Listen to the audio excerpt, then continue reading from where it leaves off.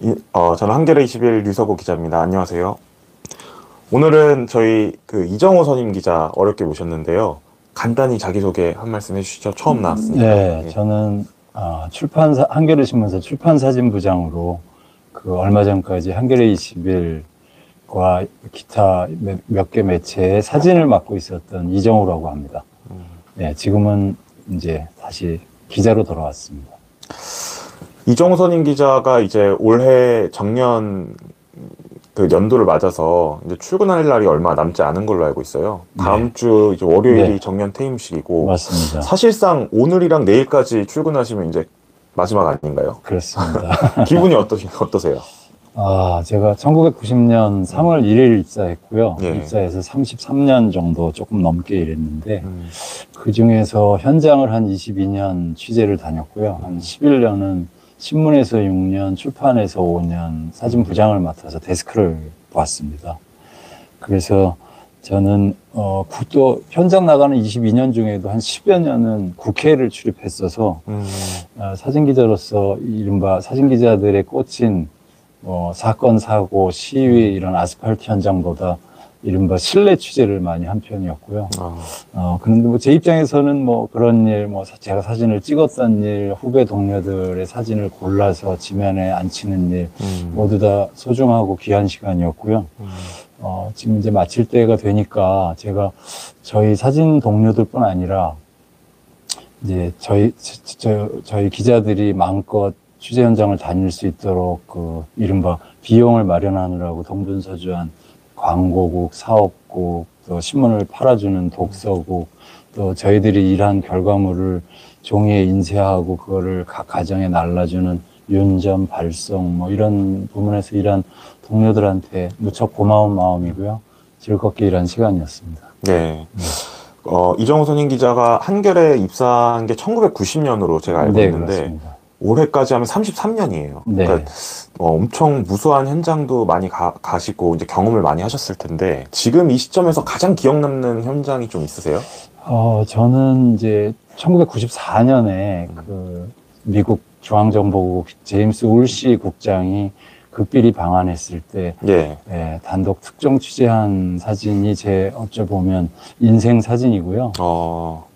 네, 그때 또 시국도 굉장히 엄중했습니다. 김영삼 대통령 시절이었는데 북한이 핵 개발에 들어가면서 미국 이제 국방부하고 중앙정보국이 미국 선제 공격까지를 변수로 포함해서 한국 정부와 상의하려고 극비리에 방하는 때였습니다. 그런데 당시 국방부 출입했던 우리 이상기 선배시라고 우리 한겨레 공채 1기 기자가 그 국방부 경비 쪽을 맡고 있는 이름은 밝힐 수 없는 장성급 지휘관한테서 사적인 대화를 나누다가 이제 VVIP가 온다 이런 얘기를 듣고 그거를 이제 사진부에 알려줬습니다.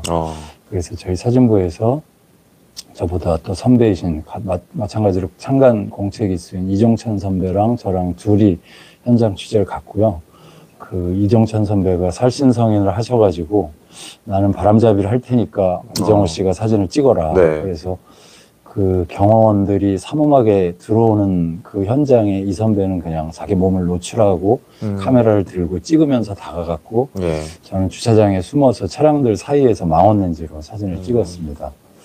그리고 그 사진을 몇 컷 찍어가지고 얼른 필름을 뽑아서 저희 회사 차를 운전했던 지금은 퇴직한 사원인데 조용석 씨라는 분한테 필름을 넘겨주고 저는 새로 필름을 꽂아가지고 저도 이제 카메라를 들고 현장을 향해서 이제 몸을 노출하고 막 다가갔습니다. 계속 찍으면서요. 그래서 이제 한국, 미국 양쪽 경호원들한테 붙잡혔고요. 그래서 이제 필름을 내놓으라고 그쪽 사람들이 요구를 했고 저는 계속 버텼고 이런 과정에서 이제 국방부 이른바 대변인실 관계자가 나와서 문제 삼지 않을 테니 필름만 달라. 그러면 신병은 그냥 아무 문제 없이 보내주겠다. 그래서 이제 저는 이미 찍은 필름은 확보를 했지만 또 거기서 순순히 하는 것도 좀 어색한 일이고 해서 이제 꽤 버텼습니다. 못 내놓다고. 한겨레신문 재산을 함부로 내놓을 수 없다. 이러고 버텼는데, 이제 그래도 적당히 버티다가 제가 이제 타협책으로 필름을 줄 수는 없고 필름을 뽑아서 노출을 해서 필름을 못 쓰게 만들겠다. 예. 이래가지고 필름을 카메라에서 꺼내서 이제 안에 필름을 꺼내서 이제 빛을 먹게 하고 그리고 이제 버렸습니다. 버리고 저는 이제 풀려나서 돌아왔죠. 그 버린 필름이 네. 이제 사실 가짜 필름이었던 거죠. 가짜죠. 그거를 네. 그 안에도 이제 울씨는 거의 안 찍혔을 거고 경호원들이 많이 찍혀 있었을 겁니다. 근데 어쨌든 증거를 안 남기고 싶어서 빛을 먹여서 했고요. 네. 근데 이제 그 사실을 몰랐던 또 동행했던 선배는 저를 몹시 막 질책하면서 왜 이렇게 하느냐 이럴 정도였고요. 그리고 이제 회사 돌아오는 순간까지도 조마조마했는데 회사 도착해서 이제 필름 잘 있냐고 하니까 그 운전석 발 밑에 매트를 들고 거기서 이제 필름을 꺼내 받아서 네. 그게 그 다음날 아침 일면 한겨레 신문을 장식할 수 있었고요. 그 사진이 보도된 뒤에 이제 MBC, KBS 방송사 또 조선중앙통화 뭐 이른바 메이저 신문들에서 다 얻어 쓰고 싶다고 해서 사진을 제공했고 그 다음날 하루가 지난 날 다음날 일면에 또 사진이 다 게재가 됐었고요. 또 재밌었던 거는 제가 사진을 독자분들한테 보여드리려고 가져왔습니다. 예. 그래서 요 사진인데요. 좀 앞으로 이렇게. 네. 이 이제 바바리 코트를 중간에 입고 있는 분이. 트렌치 코트라고. 트렌치 코트. 네. 그렇게 얘기하더라고요. 이분이 이제 처음으로 언론에 노출된. 네, 그랬다고 순간이었죠. 하더라고요. 영화의 한 장면. 그래서 재밌는 거는 여성지에서 뭐 여성 동화 뭐 이런 데서 그 트렌치 코트 입은 사진이 패션 사진으로도 참 의미가 있다고 그래갖고 그런 데서도 다 제공받아서 크게 쓰는 그런 일이 있었습니다. 그때 이제 그 가짜 필름을 노출시켜서 하고 이제 나오셨잖아요. 근데 사실 진짜 필름은 차 안에 있었고 그때 기분이 좀 어떠셨어요? 그때는 사실 워낙 이제 미국 CIA를 이제 우리가 상당히 대단한 기관으로 생각하잖아요. 그러니까 혹시 미행할 수도 있고 뭔가 여기서 얘기를 잘못했다가는 뭐 차를 막고 뭐 이렇게 할 수도 있다고 생각해서 회사 주차장에 들어올 때까지 전혀 필름에 대해서 얘기하지 않았고요. 그리고 이제 도착해서 우리 회사 안에 들어왔다고 생각돼서 이제 필름이 있느냐 그랬더니 이렇게 이제 꺼내줘서 그렇게 해서 마감을 할 수 있었습니다. 혹시 보도 이후에 불이익을 받거나 뭐 이런 건 없었나요? 그런 건 없었습니다. 네. 이제 이정우 선임 기자가 그런 뭐 숱한 현장들을 거치고 출판사진부장으로서 한겨레 21에서 또 오랫동안 이정우의 한 컷이라는 연재를 또 하셨어요. 5년 정도 연재를 하시면서 세계 각국의 사진을 찍고 골랐는데 좀 가장 기억에 남는 사진이 어떤 건지 궁금하거든요. 네, 그 한 컷도 제가 요게 첫 한 컷을 처음 썼을 때, 이게 첫 번째 한 컷입니다. 네, 보시는 것처럼 인도의 여성 노동자인데요. 그 아주 45도까지 올라가는 아주 폭서기에 벽돌을 찍어서 머리에 이고 나르는 이런 장면입니다. 저는 한 컷을 한 5년 진행하면서 가장 이제 많이 보여드리고 싶었던 거는 노동, 그다음에 여성, 아이들, 또 어린이들이 노동하는 모습, 뭐 이런 극한의 삶을 살아가는 힘든 사람들을 좀 제대로 보여드리고 싶었고요. 근데 이제 가장 기억에 남는 딱 한 컷만 고르라고 하면 제가 지난 6월에 한 컷에 실린 사진인데요. 국회의사당에서 젖을 먹이는 이탈리아 여성 의원 사진입니다. 이 여성 의원의 이름은 질다 스포르티엘로라고 하고요. 이 사진 보시면 아시겠지만 이게 여성이 아이에게 젖을 먹이는 장면을 선정적이지 않게 찍기도 간단한 일이 아니거든요. 가슴이 어느 정도 노출되어야 하느냐, 또 아이의 얼굴이 나오느냐 안 나오느냐, 뭐 여러 그런 분위기가 이 사진이 선정성 논란을 빚을 수 있을 수도 있는데 제가 보기엔 이 사진은 그런 논란으로부터 자유롭고 여성의 모성, 그다음에 여성의 인권 이런 쪽으로 그 메시지를 좁힐 수 있는 그런 점에서 굉장히 좋은 사진이라고 생각해서 골랐고요. 또 이 사진에 찍혀 있는 이 의원이 그냥 보통 의원 중에 한 명이 아니고 그 이른바 12개월이 되기 전까지의 아이는 의사당에서 의안을 진행할 때 아기를 동행할 수 있다. 이런 법안을 통과시키는 주역이었고요.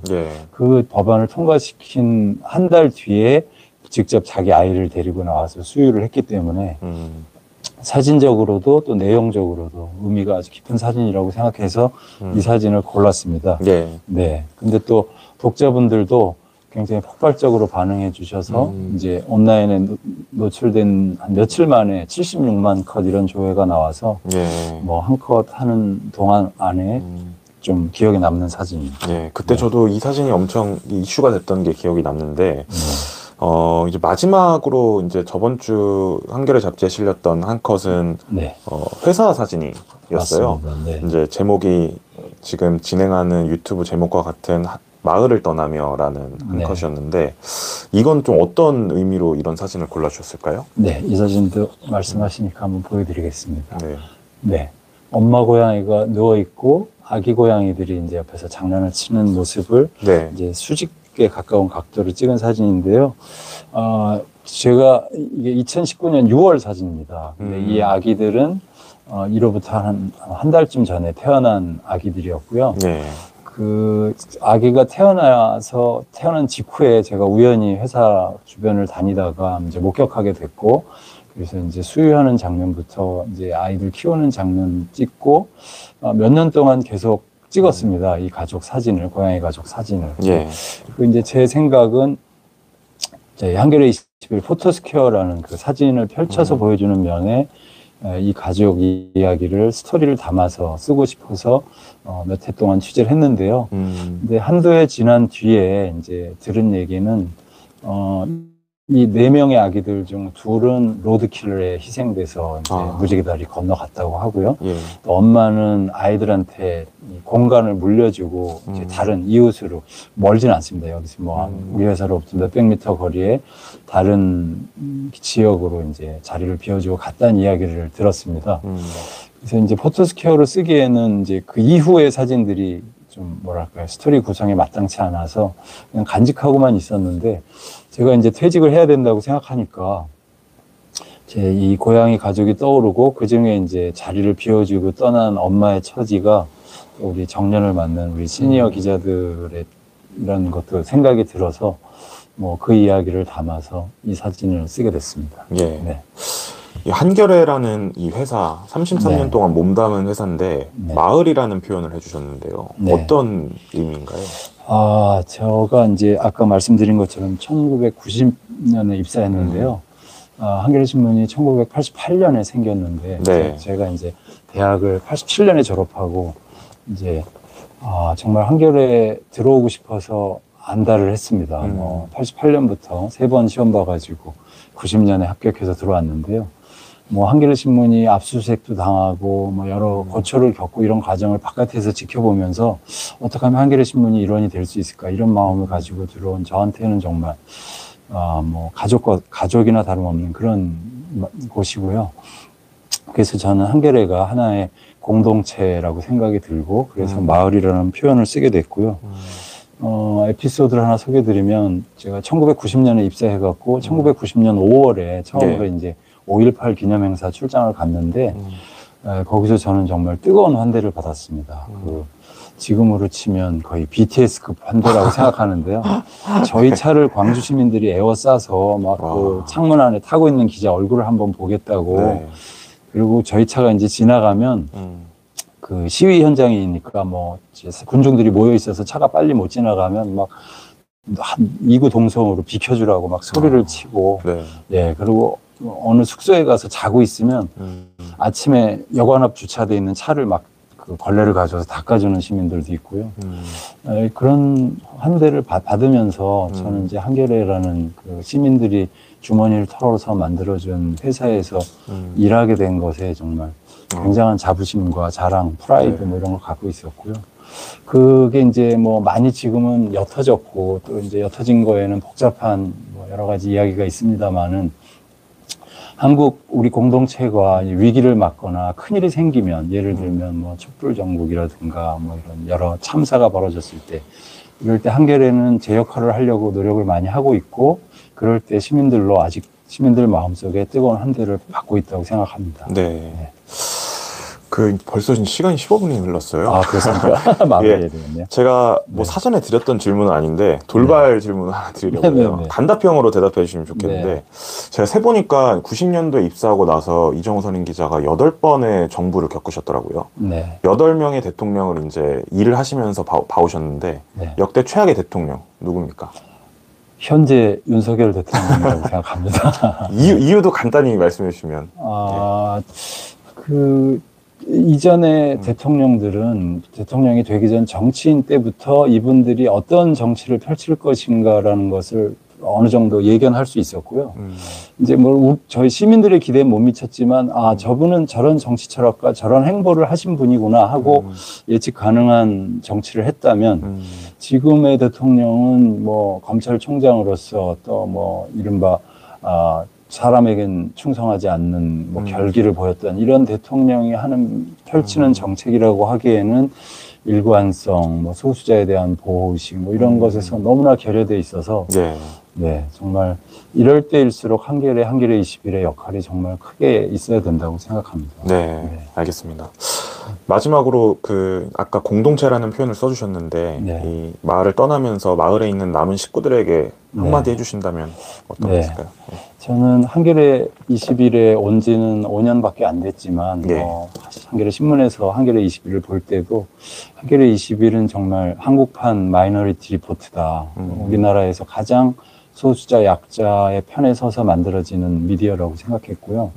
그런 점에서 그 일을 꾸준히 계속 지속적으로 이어오고 있는 선후배 동료들한테 정말 존경심을 갖고 있고요. 조금 아까 얘기하고 조금 연관되어 있는데 조금 아쉽고 더 기대하는 바가 있다면 소수자에 대한 현실을 알리고 소수자들의 실상을 알리는 루포성 기사도 좋지만 지금 이 상황에서 필요한 거는 정치 권력에 대한 비판과 감시가 어느 때보다 더 필요할 거라고 생각하고요. 특히 이 정부의 정책이 소수자를 보호하거나 복지 이런 쪽에서 과거로 퇴행하고 있기 때문에 이런 퇴행이 어떤 정치 권력의 어떤 의식과 어떤 인사들에 의해서 주도되고 있는지 그들의 진짜 생각은 뭔지 이런 점에서 그 비판과 감시 보도가 꼭 필요하다고 생각합니다. 오늘 월목 라이브는 이제 여기까지 진행하려고 하는데요. 이제 다음 주 월요일 날 퇴임식 마치고 한겨레라는 마을을 떠나서 새로운 제2의 인생 저희도 응원하도록 하겠습니다. 감사합니다. 나와주셔서 감사합니다. 감사합니다.